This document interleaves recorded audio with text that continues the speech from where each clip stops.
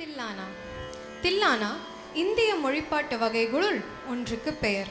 இது முக்கியமாக தில்லில்லானா, திறனா, தோம்திறனா, தனனம் என்பவை போன்ற சில சொற்கட்டுகளை சேர்த்து ராக தாள பொருத்தத்துடன் பல்லவி அனுப்பல்லவி சரணங்களாக அமைக்கப்பட்டிருக்கும்.